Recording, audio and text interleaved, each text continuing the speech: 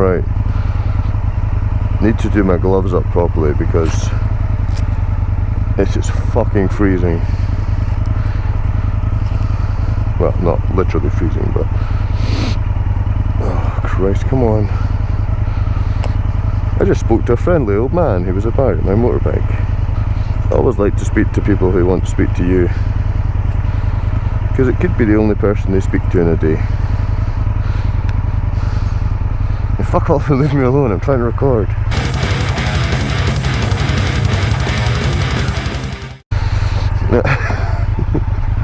Right. Let's go, go, go. Hey folks. Oh cool. This is closed for some reason. Oh, good U-turn straight. It's been a while.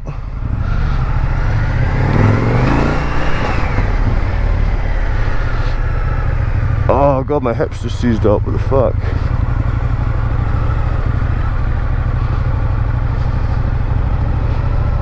I'm just gonna go this way. Ah, what the fuck? Ah. Here's the Afford Transport Museum.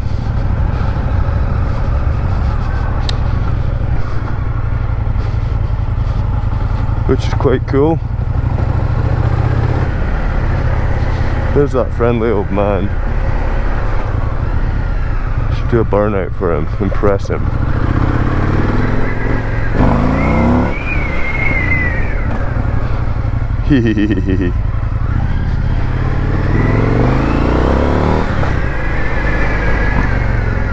Right. Hey guys, welcome back to the Remotorcycled Motovlogs. So it's a garage there. Today we are in Afford, which is a small, well, village, Aberdeenshire village, just about 30 miles west of Aberdeen, if I remember correctly. I've had a change of plan. I planned to do another best driving roads in Scotland, which was quickly aborted about 30 miles into my journey when I couldn't feel my hands. I've got multiple layers on, but something I'm particularly bad at is being equipped for colder riding. So even though I've got thicker winter gloves, the reality is I've not got heated hand grips, I've not got multiple layers under my legs. I've got multiple layers under my bodice, but not under my legs. And to be honest, I just wasn't feeling it. The left is left's a wee bit higher up still. It's a ski centre, so you're going to start getting into some really cold. I mean, we're about 6 degrees here. It'll probably be about 3 degrees up there usually, and it doesn't look like it's going to warm up. So I've aborted that, and I'm just going to do a vlog instead, so I can chat utter shite into the camera for a while and go from there. This road's alright as well, to be fair. Quite fun, some fast bits, some twisties, so we'll get a wee bit of a vlog on the go, and just give you all a catch up, and then I think this is probably going to be the last ride out of the year for me, because I go offshore on Monday.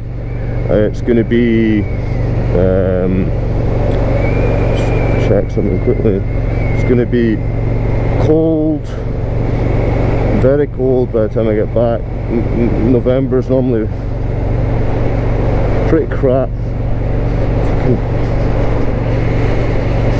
Sorry, tightening this pocket.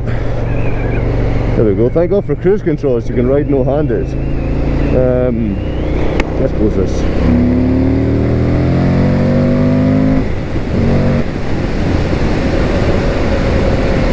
Yeah, so by the time I get back, it's not probably going to be that pleasant. But anyone who's a rider knows you gotta get that ride in. You gotta get that last ride in when you can. For me, it's been sometimes it's difficult to find time to get out on the bike, but anytime you do go out, it's always really peaceful. Just clears the head. as you're racing along at 100 miles an hour on an A road. But yeah, so shit, it's been a while since I've done one of these. It's been a busy time off for me. I got sent off the oil rig on about 5 weeks ago with COVID, which was kind of shit. I don't know if anyone's had it, but it's not very nice. It's that global pandemic, which has ruined the world economy and has killed millions of people, isn't very nice. Despite being double vaccinated, it completely floored me. I think I'm still pretty fucked from it now, to be honest. Although I've got any symptoms, I've got this lingering fatigue that seems to not want to shift, regardless of how many hours sleep I get, which is going to be perfect when I go into night shift in 3-4 days time. So, but like any of these things, you just got to keep doing what you're doing and get used to it again.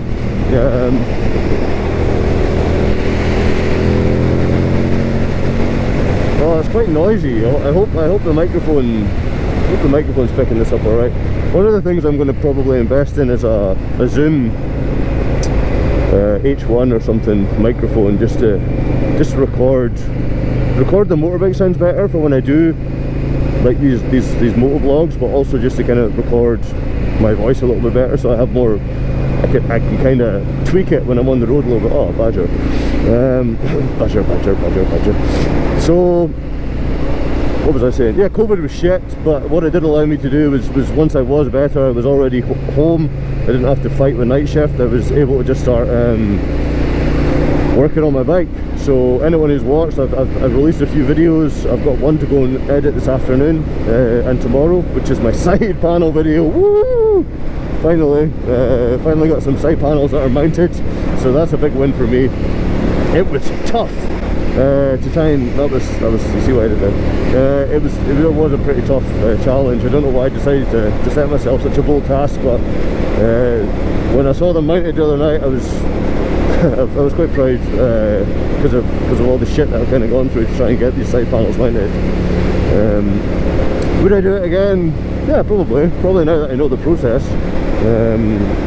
But yeah, it was a big old pain in the ass. So, but I guess that's why we do these projects. If it was easy, everyone would be doing it. If you didn't want to push yourself, like, that's part of the challenge, is the skills that you pick up and everything else. I think we often have a discussion with got a little bike WhatsApp group with Alan from Kilted Bushidos and Sam and Ewan from Sugarly Shed, and it's just nice to get share our learnings and kind of help each other out. And if you ain't learning, you ain't living. This guy can fuck off. The joys of a motorbike.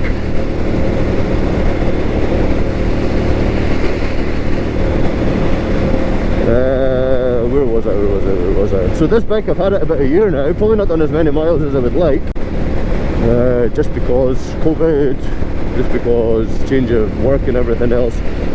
You think, oh, you've got 3 weeks off, I'm going to go and tour the north coast of Scotland. Well, no, you've still got a dog to look after, you've still got a life to have when you're back. You can't just, well, some people can, but I can't. I've got responsibilities. I can't just drop to go and do tours.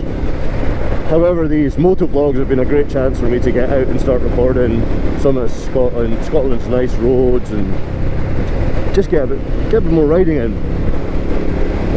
One thing I did do on the way out here was, I don't know if it's frowned upon, but chuck headphones on, chuck some of my favourite tunes on, and just ride. Something you would do in a car, but something that doesn't really seem to happen much on a bike. And for me, I really enjoy it. It just brings a completely different dynamic to riding. You've got your favourite tunes and your favourite thing to do combined together to make this super awesome thing to do. So I don't know if anyone does it. I don't know if people are frown upon it. Let me know in the comments. Actually, I'd be interested to hear. Well, I listen to a lot of heavy metal, so I don't know if that reflects end up how you're driving. Because if you're going for like a thrash in the bike and you've got some 80s thrash on, maybe that's gonna impact how you ride. But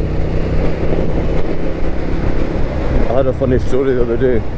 I was out for a ride about 2 weeks ago on a road like this, and I was in a place called Tarland, and then the road back to Aberdeen's similar, kind of like over that way, but 30 miles from Aberdeen. And as I was just putting my helmets and everything back on, this bike went past, and I saw its panniers and its helmet box, and I thought, look at this, look at this grandpa-mobile. I don't want this thing keeping me up on the road, so I'm going to try and pass it once I get out of Tarland. So I quickly caught up with it, and holy shit, I couldn't get near this thing. It was, yeah, I think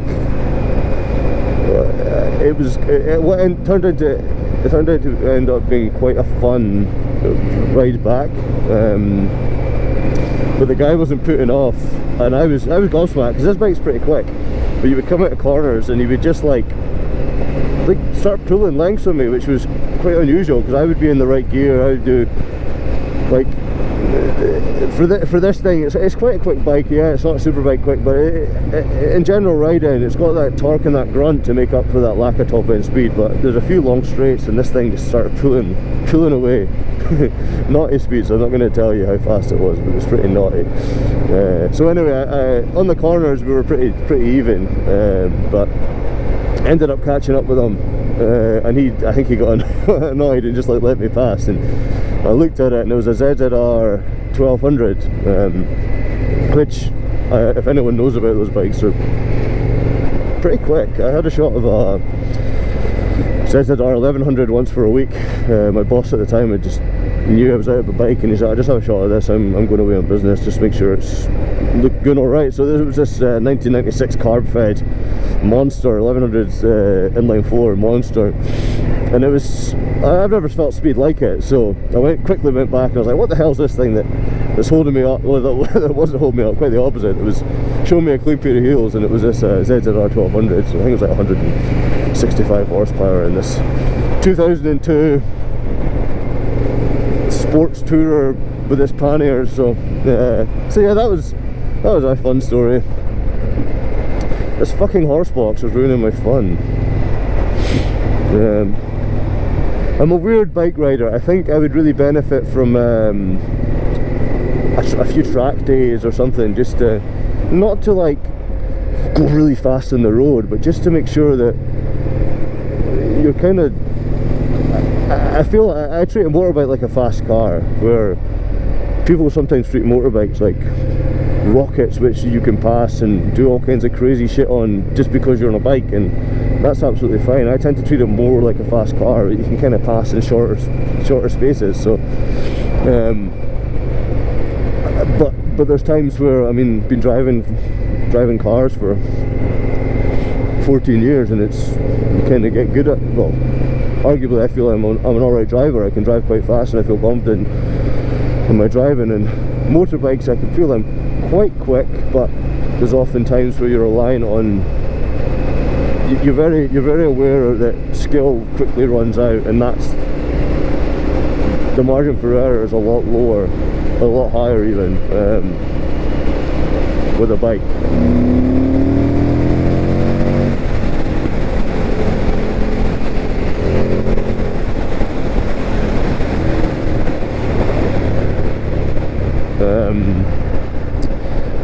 Which, yeah, sometimes I'm very aware of. So I think the only way to kind of get over that is just maybe like a track day where you're more comfortable with, or like even something like a day out on a scrambler where you're used to the bike losing traction, so you don't just freeze up and shit yourself if something goes wrong, or you do get yourself into a situation. Or even just learning, like for a track day or track day school, for example, being told, yes, here's the best way to turn in, here's where your feet and everything should be doing. You kind of pick it up because you kind of guess what you need to be doing, but I've never actually been formally told, right, the best way to corner is this. I mean, you obviously look through the corner and whatnot, and you kind of want your optimal road position, but I just always think it would be something that I could do. I don't know if anyone's done it. Again, hit me up in the comments. It'd be interesting to see and hear about. What else? Oh, I got YouTube Premium. I don't know, anyone who's an avid YouTube user, YouTube Premium's phenomenal. It's The minute that the first advert didn't show on my YouTube account, I knew that was 15 quid well spent. 15 quid a month.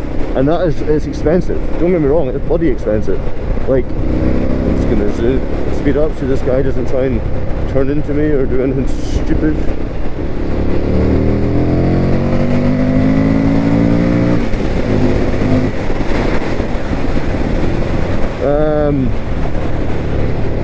Sorry, the opportunity was there. I took it. But yeah, YouTube Premium was phenomenal. Like, so for me, the main driver for me was that you can download videos and watch them offline. Which, when you're offshore and you've got an internet connection, it's worse than something that you had 30 years ago. It just makes sense. So, getting myself downloading some videos. Get some 46 works, that's always soothes me out. Some guerrilla bikers, I like his pace. He does motovlogs. Motovlogs are strangely easy to watch. Teapot One, he's very good as well. So I'll just get some of these downloaded so I can just watch in my downtime when I'm offshore. Because there's nothing worse than something that you're used to, i.e. a good internet connection or your ability just to go on YouTube and load something. When that's taken away from you, yes, so you don't want to be too reliant on everything and addicted and everything else, but when you've got something that chills you out and you know it chills you out and suddenly that's taken away from you, it can be quite hard, especially in an offshore environment where it's quite intense. You live at your workplace and you work these really long, intense days, so having that I think will be really good for me.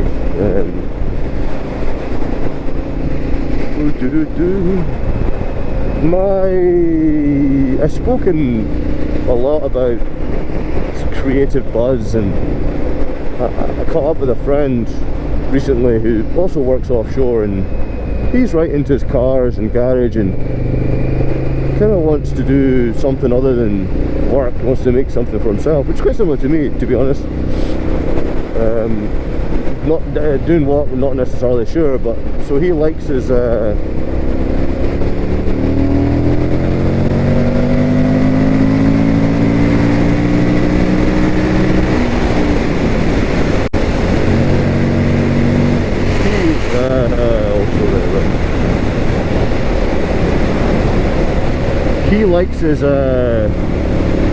doing things and pottering away in the garage, but he often found that working offshore was quite hard for his ability to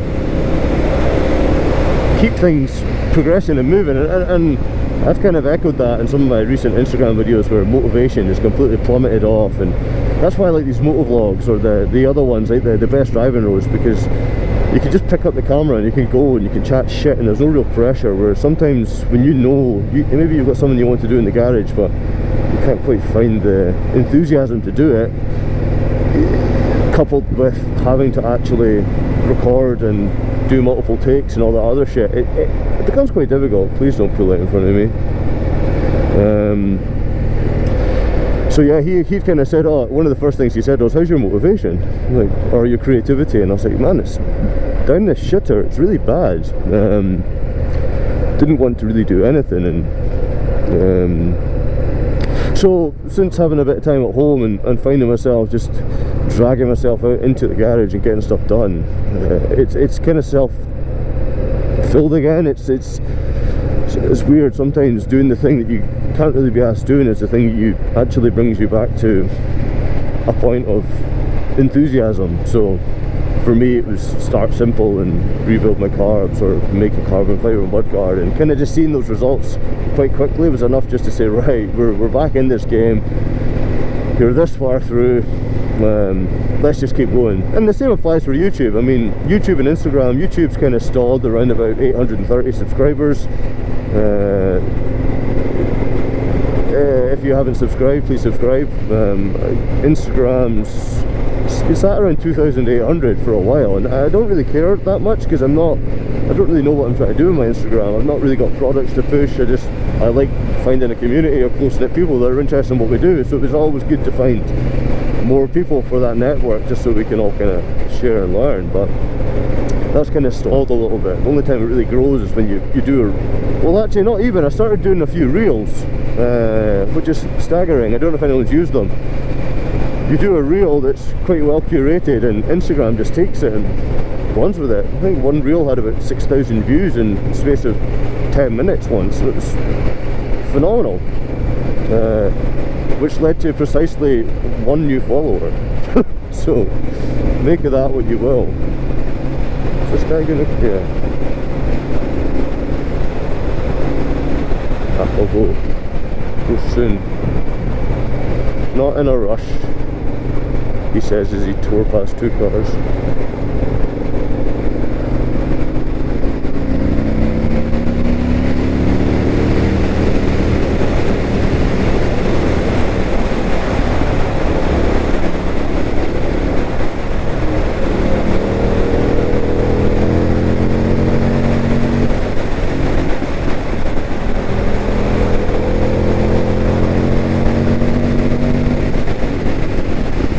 I love motorbikes. I love this bike. It's got a nice balance of speed and character. The engine's got a lot of character, I feel. The scrambler needs to get shit sorted. That bike is the thorn in my side. No, not really. I really like that bike. It's taught me a lot. But the more I sit and work and stuff, the more that you hone your skills. The more that you hone your skills, the more you realise you could probably do things a little bit better. So for me, that bike is a... I used to think, oh, I'll do it up enough and then I'll sell it. But for me, I think it's an evolving project. There's bits where now I feel my quality is better, or my attention to detail is better, that I couldn't possibly sell it in the state that it is. Whereas, I'm just trying to think what the best way to go here is.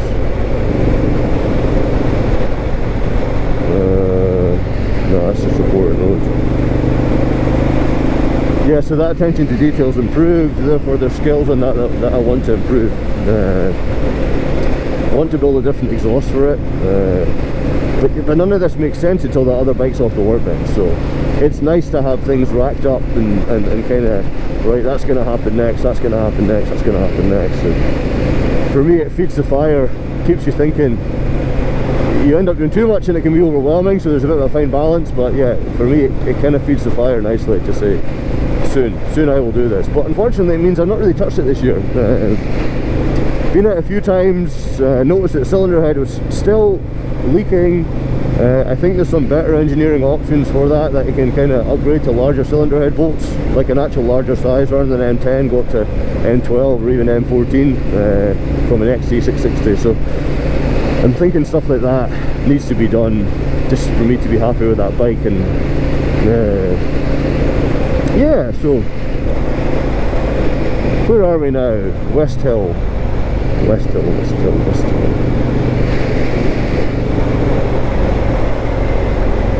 Well, almost West Hill. Oh god, I love riding a bike. So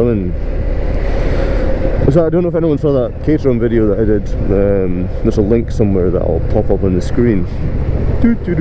But it's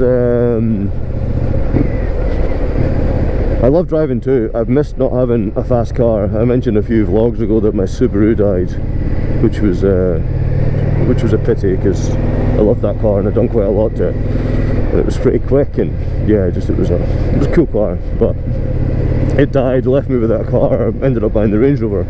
The Range Rover's awesome. It's filled a hole that I didn't think I needed.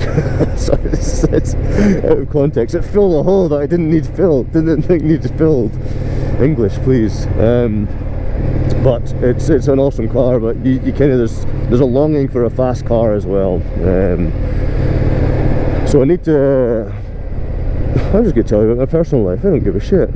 Next year, I'm going to try and... I really want to build a house, but can't afford that. So probably going to buy another house with a bit more room, with a cottage or something. And if it's not got a garage, I'll build a big ass dream garage. If it's got a garage, then I'll make sure that it's set up perfectly for what I need out of it. But so the intent is to save at the moment. All money is just getting targeted towards that way, so my girlfriend and I can buy a house somewhere in the next year. I'm hoping before summer next year we'll be moved out of the current place. So, but sorry, off topic. That West Hill service station has a phenomenal beer shop at the back of it. Who would have thought it? Like, so good beers. Some of them are fucking expensive, but yeah, they're good. Hipster wanker awesomeness.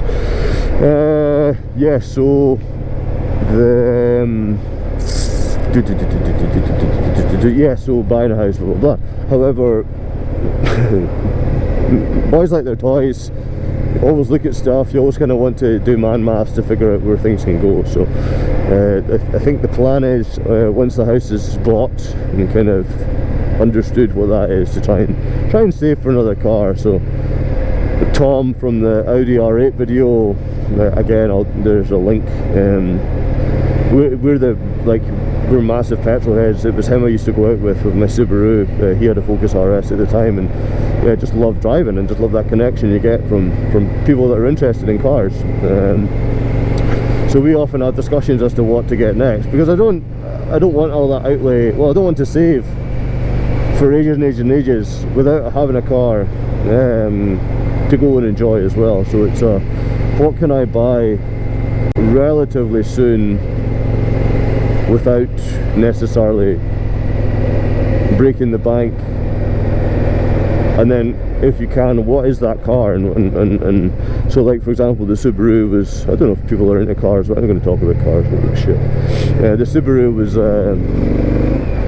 Subaru at the time was this great car for I think I spent like $3,000 on it, and then I probably spent another $3.5 grand putting all the mods and everything into it. But for $7,000, I don't think you could have gone quicker, in my humble opinion, and have a more capable car. And the fact that it was a wagon made it ultimately cool. But now to try and get the same Subaru, the base car would now be $5-6 grand, and if you wanted an STI, you're running over from 10 grand up the way. So the prices have just gone completely retarded for these things. So it doesn't really make it as an appealing a prospect anymore. And then you start looking at other things and say, right, well, what do you enjoy about driving? Well, for me, what I enjoy about driving is the same thing I like about riding a motorbike: the feedback and response and the tactility of it. So ideally, I want something that's manual. Ideally, I want something that's got a nice chassis. So you think, oh, cool, maybe a Lotus Elise Series 2. You wouldn't lose money on that, or maybe you end up a Porsche Cayman S. So those are the kind of things that I'm like, alright, I need to get a car at some point. And if anyone's got any suggestions, I'm always willing to hear them, because I like speaking with car buffs as well. Even as much as I hate piston heads. I don't know if anyone's been on piston heads, because it's just this cancerous shithole forum full of virgins that don't know how to speak to people. It's like, let's talk about the ultimate sleeper. And for people who don't know what a sleeper is, like a Q car, like a kind of fast, understated car straight out of the factory, or a car that's going to be modified but doesn't look as though it's fast. So be that like a Volvo 240 with a 600 horsepower engine in it, or an Audi. Maybe a good example is like an Audi A8. Oh, come on, open. An Audi A8 with the W12 engine or something in it. So like, these Q cars are really interesting, and then you'll get someone that waltzes along and goes, oh yeah,